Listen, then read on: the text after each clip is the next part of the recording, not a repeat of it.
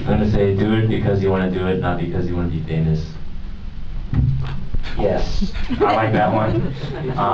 Because none of us started to be, oh well, dang it, I didn't say that. But mine is if you really want to get to that next level is to be creative and do something that no one else is doing. So I think just have passion for it. Like if you have passion for it, like true passion, then you know there's going to be obstacles, and it's going to keep you motivated. It's going to keep you focused. And yeah, if your passion is to just tell good stories, entertain, that's good. If your passion is to get famous, that's good. As long as you have the passion for something, that's the most important. So I think if you don't have it, then you're doing it for the wrong reasons. Yeah. I'm passionate and I want to be famous, so I think the main thing to remember, because it gets difficult. You get a lot of people, you know, like just people talking a lot of shit, and you know, you get a lot of people, a lot of obstacles that get in the way, and I think that it's important to be dedicated and know that like if you're doing it, then it's gonna take time. Like I get a lot of people that hit me up like, bro, how do you get so many views? I just put up a video and it only has 200 views. And I'm like, yo, I've been doing this for like 4 years, you know? Like so it takes time, it takes dedication, and it's not gonna come overnight. So yeah.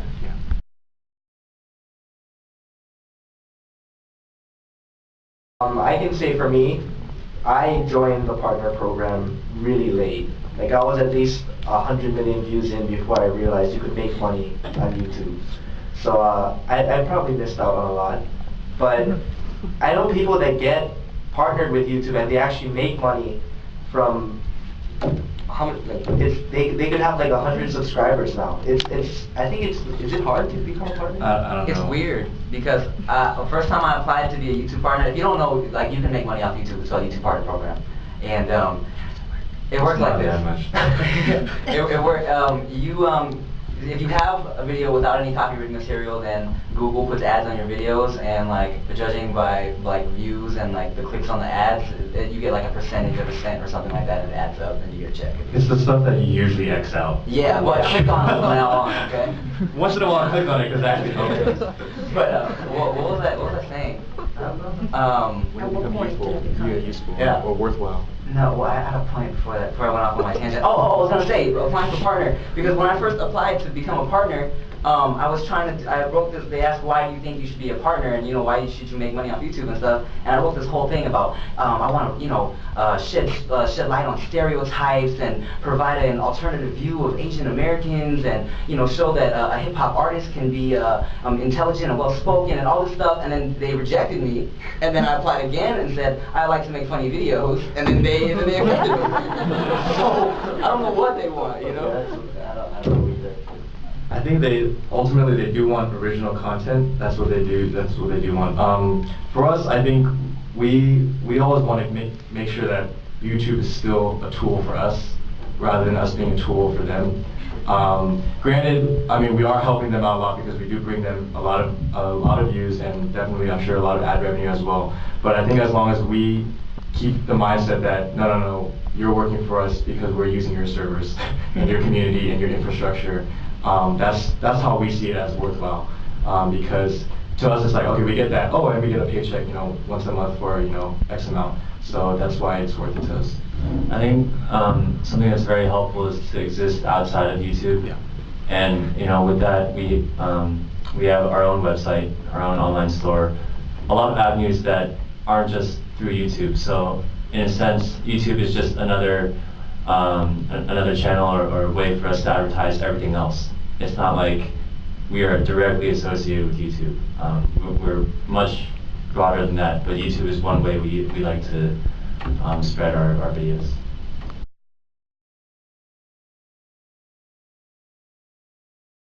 Yeah, I guess in the beginning it was kind of crazy. I mean, just like people would approach you, but I mean, after a while they get used to your presence, and you know, your classmates are gonna ask you every day, like, oh, you again, you know. After the first day, it's kind of like, you know, I see you again.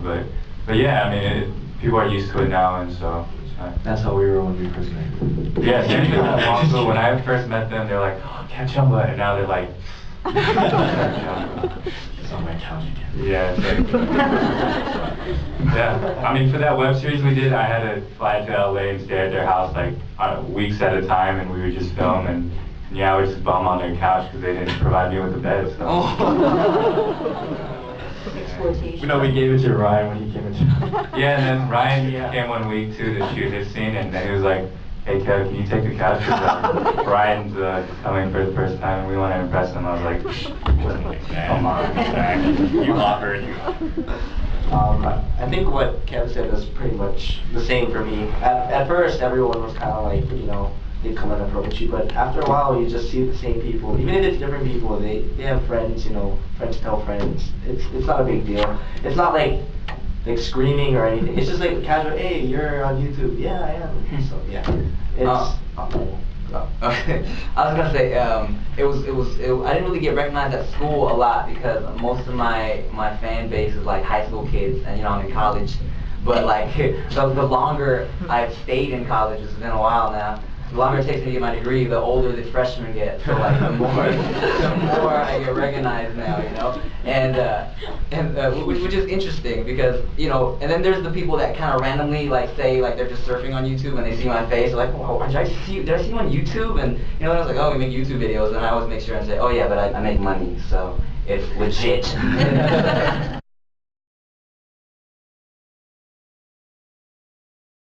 I don't think they're gonna charge me. They can't do that. They've, I mean, I don't know if Ryan. Let's bring out the YouTube representative. We talked to like the YouTube like people, and they asked us like, hey, what do you think of us making, you know, people have to pay like 50 cents or $1 to watch your video? And I'm like, no, like, why would I do that? That would make my views go down. Like, yeah, maybe I'll make more money, but I don't. That would make our views go down like divide by 10 or divide by 100 probably, because no one's gonna want to pay after they're used to seeing everything free. So, I mean, they asked us about it and they want to know our art, but none of us would even like promote that, you know. So. Yeah. I don't think for user-generated things, unless you're like professional like these guys, like Wong, like my stuff is like my flip cam. That's what I use. You know, why would anybody pay to see that? I wouldn't pay to see that. I would pay, Ryan. I would pay. Me too.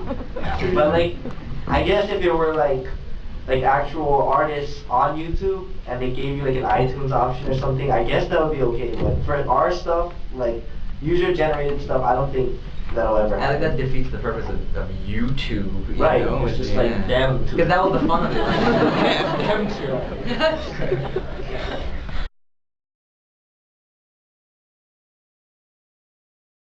Sometimes I'll wake up and say, hey, that would be fun to talk about. Like I just did a video like about how I hate Facebook, and that's because I really hate Facebook, you know. And I just did a video about that, and I knew that was gonna get a lot of views because you know people are so passionate about that for whatever reason, you know. And sometimes you know, I mean, I'm sure you know, like as a vlogger, the easiest way to get hits is to talk about like what's the newest, like okay, Kanye West dissed Taylor Swift, everybody make a video, and the next day on YouTube there's like 1 billion, you know, responses to that because everybody's clicking on YouTube trying to find it, you know. But that is an easy way to get hits, you know. As soon as like a celebrity leaks naked pictures, I'm on that and I'm talking about it because there's nothing but perverts on YouTube trying to find the pictures, and I get 1 million views, you know. It's true. Sadly true. Yeah. I think what I do is I try not to think. If you try too hard to think of an idea, it's gonna be too forced. I don't know. That's just me. But I can't just try to. Like today, I'm not gonna just sit here and be like, okay, I'm gonna write an idea right now. It's like kind of what Kev said. If it just comes to you, that's usually when I do it. We actually don't watch that much YouTube. We like learned a lot this past year. We don't keep up with a lot. So sometimes there are ideas that like I'll have, and then like Wes will like do a quick search and be like, oh, someone's already done it. And I'm like, dang it, you know. So that definitely does happen sometimes. It's very hard to find stories that haven't been told. So I guess we're gonna rely on telling it the way we want to tell it. And people come to our channel because I think they have an understanding of our style and our tastes. And you know, hopefully that's enough.